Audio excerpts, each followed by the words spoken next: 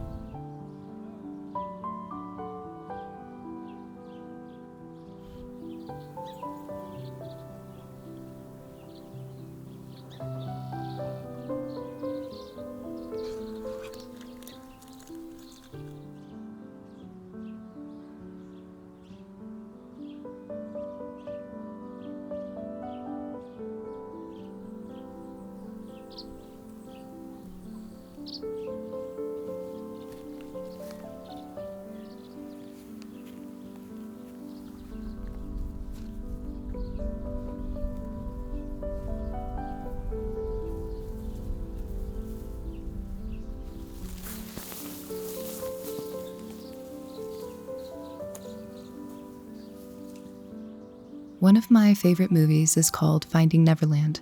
It's a story about the author of Peter Pan. You may be familiar with the story of Peter already.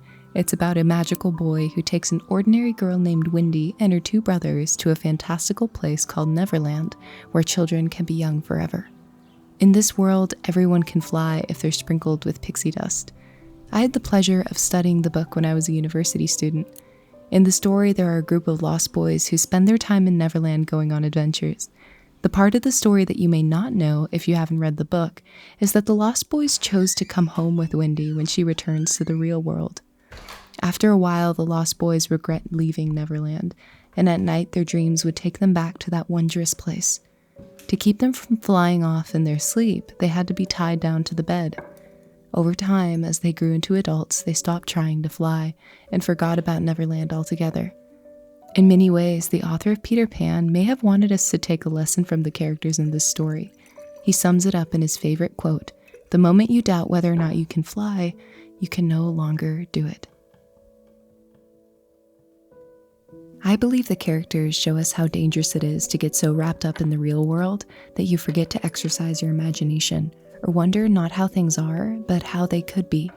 To be able to envision the world you would like to live in and be the change you want to see, instead of believing there's no point to thinking that way.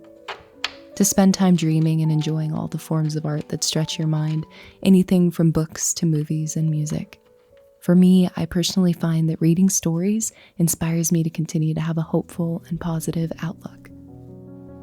If you saw my last video, you know we endured a heat wave, and after it came many wildfires in my area. And shortly after I filmed this video, the skies filled with so much smoke that I was no longer able to see my beloved mountains in the distance. The Cascades have been blocked out for days now, and understandably it filled me with worry.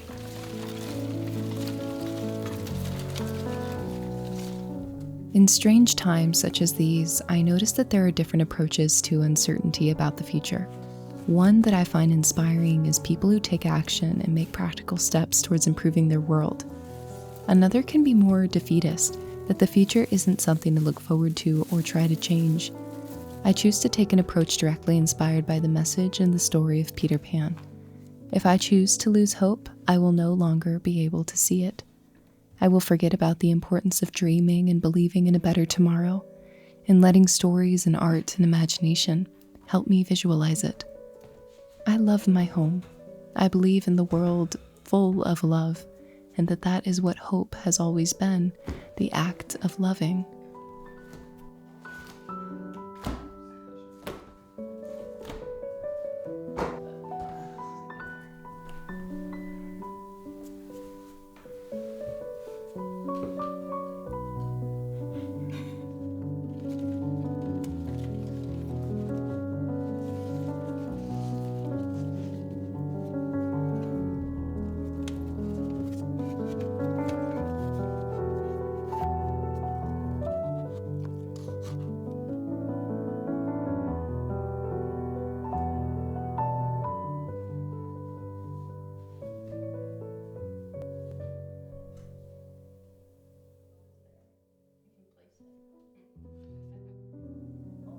I've included some of my favorite books, movies, and music in the description bar. I thought I'd take a very self-indulgent minute to show you some of the more unusual books in my collection. One is this thrifted and stunning copy of Donne's poetry, and my most treasured book is this collection of British poetry that I found at a thrift store and was signed and annotated by a man named Alan who owned it in 1912, and I found it in 2014. As a lover of history, I love collecting antique books. Another favorite is the Diary of the Edwardian Lady. I also admit that I have quite a few books that I own because the art inspired me to paint, and I have no idea what most of them are about. I'll get around to reading them someday.